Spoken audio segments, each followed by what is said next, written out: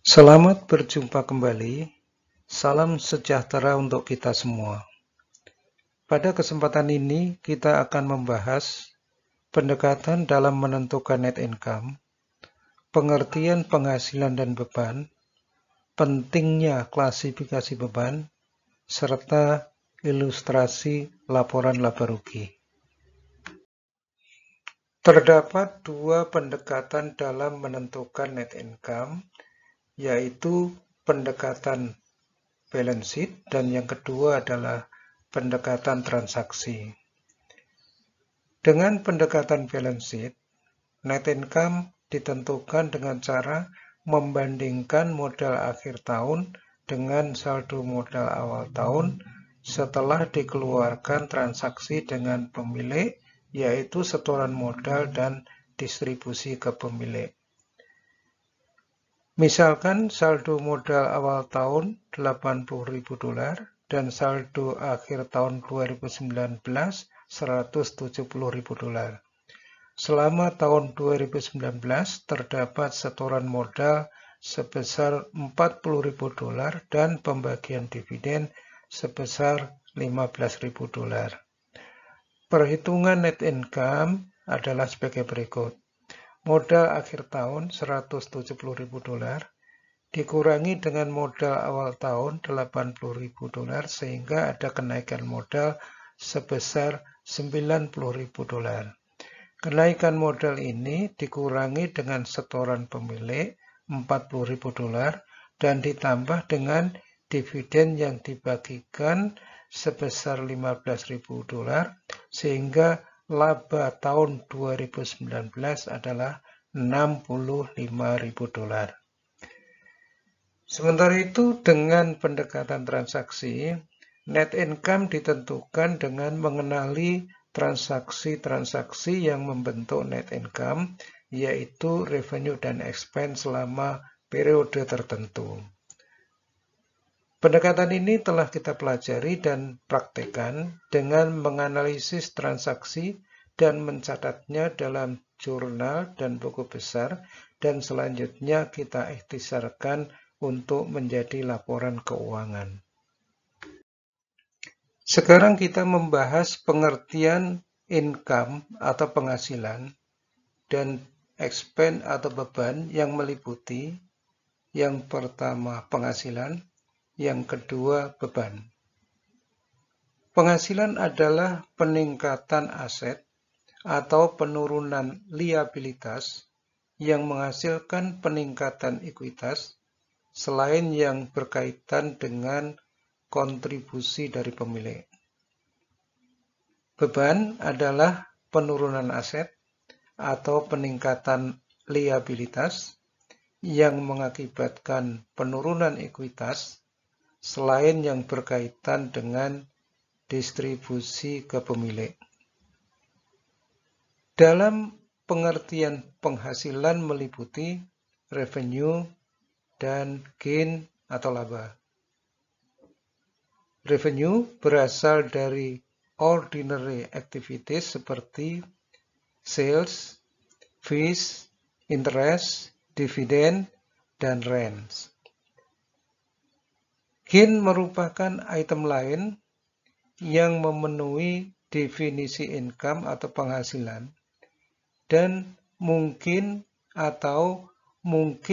tidak timbul dari aktivitas biasa dari perusahaan. Contohnya, gains on sale of long-term asset atau unrealized gain on trading securities.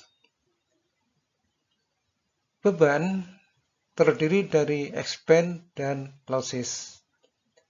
Expense berasal dari ordinary activities seperti cost of goods sold, rent, depreciation, salaries, dan wages. Losses merupakan item lain yang memenuhi definisi expense dan mungkin tidak timbul dari aktivitas biasa dari perusahaan. Contohnya adalah losses yang berasal dari penjualan long-term asset atau unrealized loss on trading securities. Selanjutnya kita membahas pentingnya klasifikasi.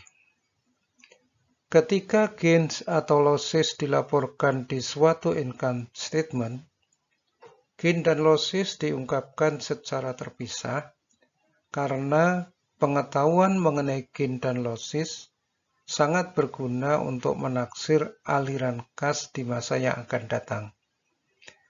Misalkan, ketika sebuah restoran menjual makanan dan minuman, restoran tersebut mencatat harga jual makanan dan minuman tersebut sebagai revenue. Tetapi jika menjual tanah, restoran tersebut mencatat setiap kelebihan harga jual di atas nilai bukunya sebagai suatu gain. Perbedaan perlakuan ini disebabkan penjualan makanan dan minuman merupakan operasi atau kegiatan reguler dari restoran tersebut, sedangkan menjual tanah bukan kegiatan regulernya. Sebagian besar pengambil keputusan meyakini bahwa mengetahui bagian dari suatu komponen laporan keuangan lebih berguna dibandingkan dengan mengetahui nilai totalnya. Investor dan kreditor tertarik memprediksi jumlah, waktu, dan ketidakpastian dari income dan aliran kas di masa yang akan datang. Memiliki elemen income statement yang disajikan agak detail dan disertai dengan perbandingannya dengan data tahun sebelumnya, membantu pengambil keputusan dapat lebih mampu menaksir income dan arus kas di masa yang akan datang. Komponen income statement meliputi revenue, cost of goods sold, gross profit, selling expense, dan seterusnya sampai laba per lembar saham.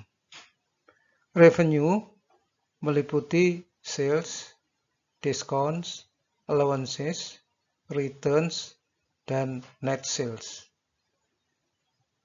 Cost of goods sold menunjukkan harga pokok dari barang yang dijual. Sementara itu, gross profit dihitung dengan cara sales dikurangi dengan cost of goods sold.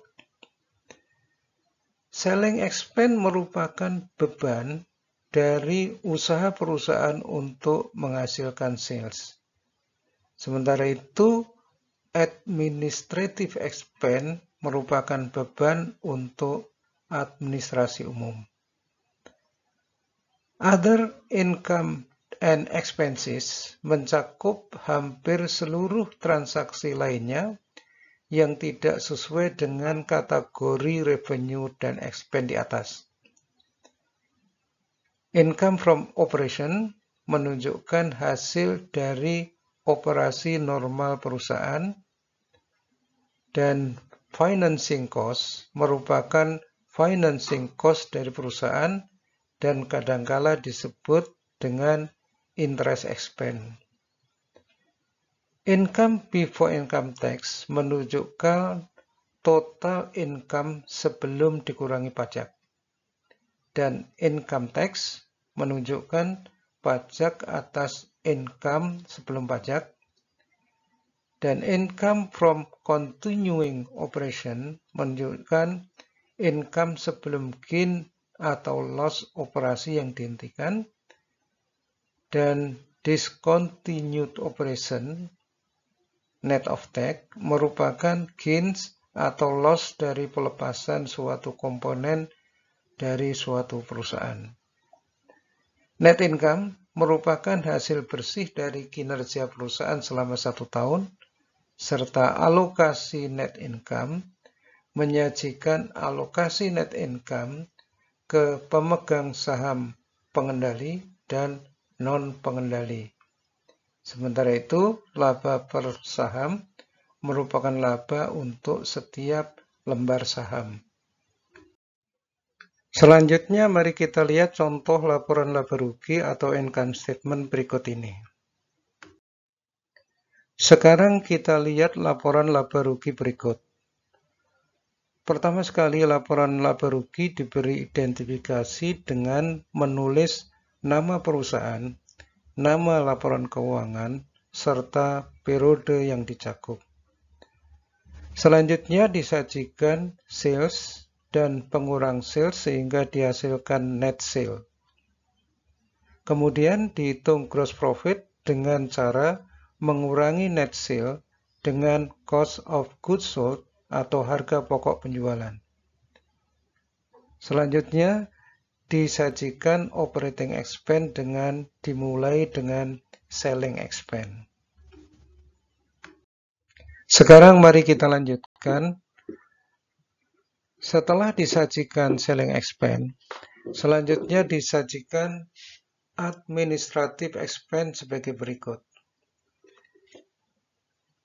Administrative expense ditotal dan jumlah administrative expense ditotal dengan selling expense sehingga menghasilkan total sebesar Rp803.799.000.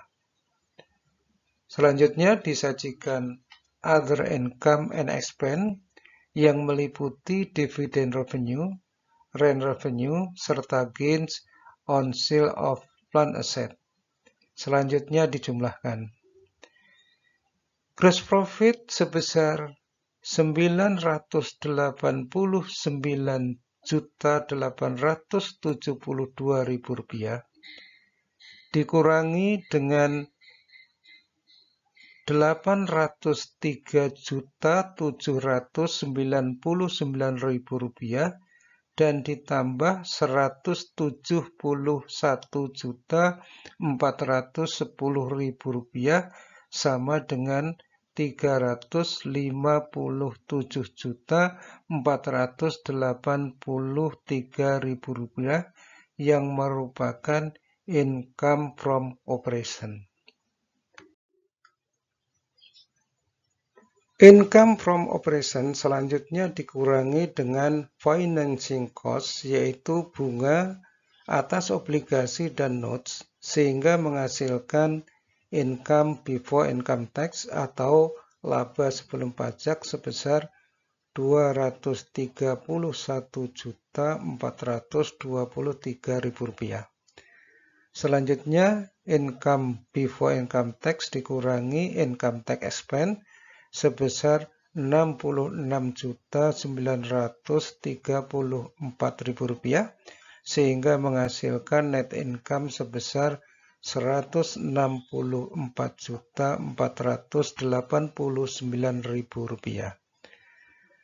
PT Argo Mulia memiliki sebagian besar saham anak perusahaan sehingga laba bersih dialokasikan ke pemegang saham PT Argo Mulia dan pemegang saham non-pengendali.